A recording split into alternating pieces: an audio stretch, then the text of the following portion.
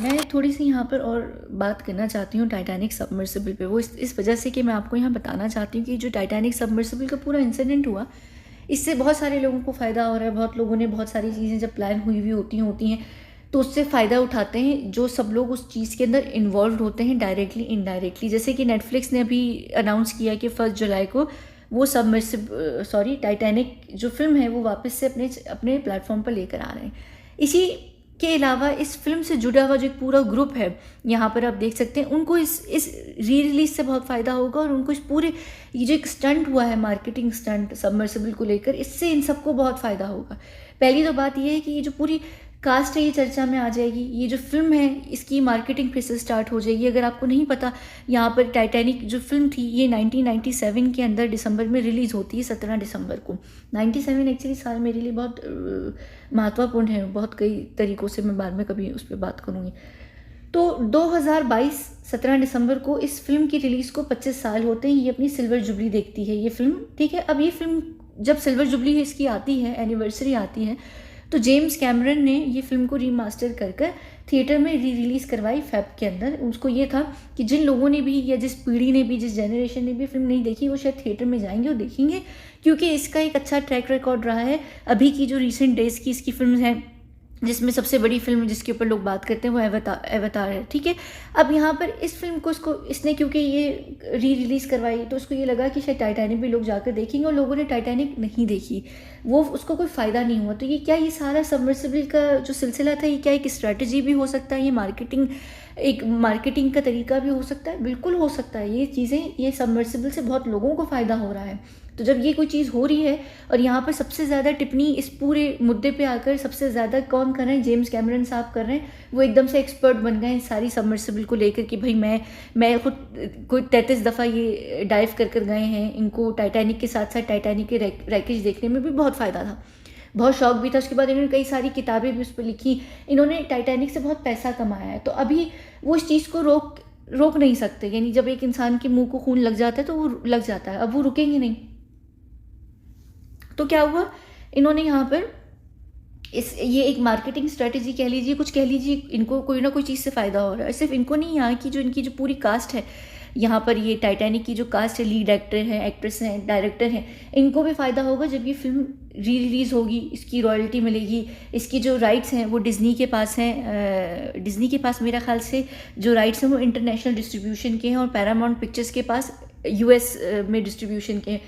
तो Disney already जो है वहाँ का, नेटफ्लिक्स कह रही थी मैं, सॉरी, डिज़नी ऑलरेडी जो है उसका इल्यूमिनाटी का बहुत बड़ा कल्ट मेंबर है, बहुत बड़े तरीके से। आप इनकी, अगर आप चाहें इनकी फिल्म्स देखें, एनिमेटेड फिल्म्स देखें, या जो भी तरीके की आप फिल्म्स देखें, आपको पता चलेगा कि इनकी फिल्म की जो स्ट्रेटजी होती है, जो स्टोरी होती है, स्क्रिप्ट होती है, वो किस तरीके की होती है, वो एजेंडा पे चल रही होती है। और अगर हम एजेंडा ही की बात करें, जेम्स कैमरन की अगर आप फिल्म देख लें, तो यहाँ की जो हमारी दुनिया है उसकी कई सारी सिचुएशंस के ऊपर, यहाँ पर जो आगे आपका फ्यूचर है, या अभी जो हम जिस चीज़ों से गुजर रहे हैं, उसके ऊपर इनकी फिल्म्स होती हैं। इनकी फिल्म्स में आगे का फ्यूचर है आप लोगों का।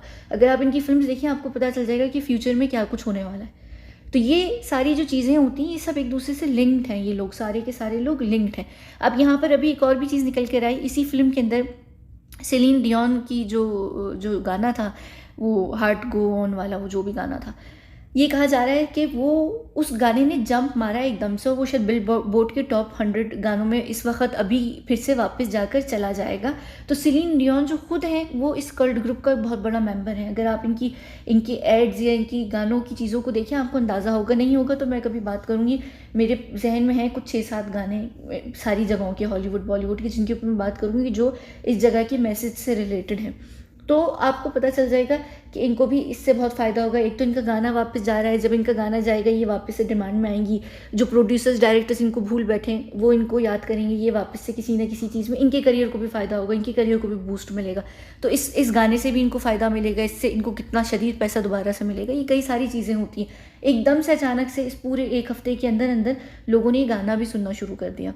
तो जैसे ही कोई चीज़ शुरू हो जाती है, वो ट्रेंड पर चली जाती है, एल्गोरिदम उसको चेक करने लग जाता है। तो ये सारी चीज़ों से फ़ायदा यहाँ पर किसको हो रहा है, इस 25th एनिवर्सरी का। ये एक अजीब सा आपको नहीं लग रहा है कि अभी इस फिल्म को 25 साल हुए हैं, 6 महीने पहले, और 6 महीने के अंदर अंदर ही एक ऐसा इंसिडेंट दोबारा हो गया जो दोबारा से टाइटैनिक को हाईलाइट कर रहा है, उसके एक्टर्स को, उसके सिंगर्स को, उसके डायरेक्टर, प्रोड्यूसर, उसके डिस्ट्रीब्यूटर्स को, हर किसी को कर रहा है। तो आपको ये चीज़ प्लान नहीं लग रही कि ये किस तरीके से इन्होंने यानी ये सब चीज़ें प्लान की हैं? ये क्या वाकई एक पब्लिसिटी स्टंट था सबमर्सिबल को लेकर, जो कैमरन ने डायरेक्ट किया?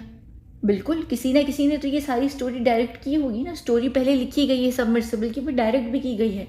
और जब भी तो जेम्स कैमरन पूरी न्यूज़ पे बैठा रहा है, सारा टाइम देख रहा था कि उसकी जो एक लाइव थिएटर वाली जो परफॉर्मेंस चल रही है, एक नौटंकी चल रही है, वो किस तरीके से चल रही है, नहीं चल रही है, वो एक्चुअली डायरेक्शंस दे रहा था सबको। तो यहाँ पर ये जो सारी चीज़ें हो रही थी, ये एक तरीके से यहाँ पर एक लाइव टेस्ट चल रहा था। हो सकता है कि भाई उन्होंने किसी तरीके का टेस्ट पर डाला हो जेम्स कैमरन को।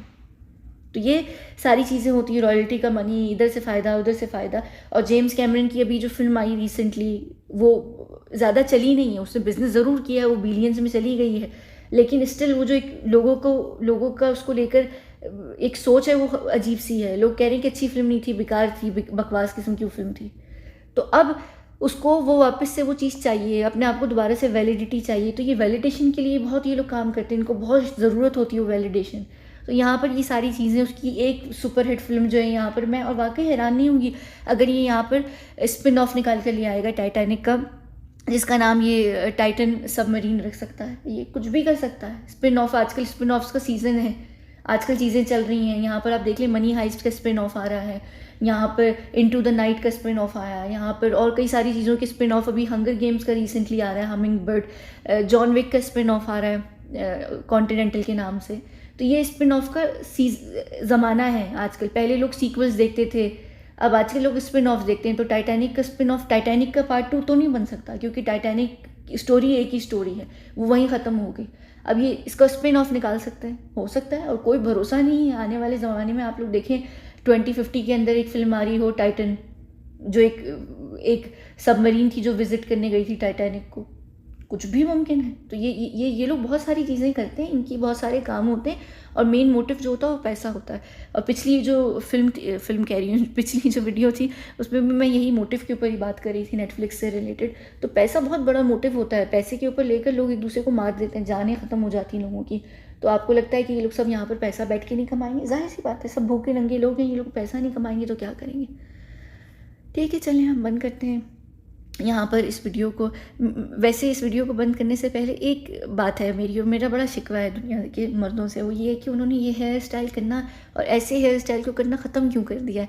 इसमें जो अपील है ना, जो सेक्स अपील, और जो इतने खूबसूरत लगते थे लड़के एक टाइम पर जब उनका ये हेयर स्टाइल होता था, वो ख़त्म हो गया।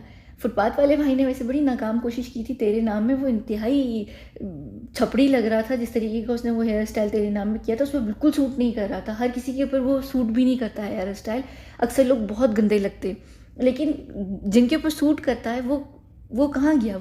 मुझे वो ज़माना वापस चाहिए जिसमें लड़कों का ये हेयर स्टाइल होता था और लड़के इतने सेक्सी लगते थे। ओहो, हर कोई नहीं अच्छा लग सकता। फुटपाथ वाला भाई बहुत बड़ी एग्जाम्पल है उसकी, तेरे नाम में, आप उसको देख लें। लेकिन अगर ये सही से किया जाए ना हेयर स्टाइल, तो आजकल के जो ज़माने का हेयर स्टाइल है वो ख़त्म हो जाएगा। अच्छा, यहाँ पर एक और चीज़ मुझे याद आ गई, वो ये खुद जो है बंदा जिसने आज तक 7.8 बिलियन दिया है हॉलीवुड इंडस्ट्री को, पैसों में 7.8 बिलियन का बिजनेस दिया है इसकी फिल्म्स ने। और ये इल्यूमिनाटी का जो कल्ट ग्रुप है उसका ये बहुत बड़ा मेंबर है। जो इसकी लीड एक्ट्रेस थी केट विंसलेट, वो नहीं है, लेकिन ये डायरेक्टर और ये लीड एक्टर, ये दोनों इस कल्ट ग्रुप का हिस्सा हैं। जेम्स कैमरन की तो खैर मैंने पहले भी बात की है जेम्स कैमरन के ऊपर, कि उसकी फिल्म्स जो हैं वो यहीं से स्टोरीज उसको मिलती हैं, तभी उसकी फिल्म्स इतना ज़्यादा बिजनेस भी करती हैं। लेकिन हाँ, केट विंसलेट नहीं है, ये बंदा है। और मैं इस बंदे के ऊपर भी बाद में कभी बात करूँगी, मुझे टाइम मिला तो। मुझे टाइम ही नहीं मिलता असल में सारे टॉपिक्स के ऊपर बात करने के लिए।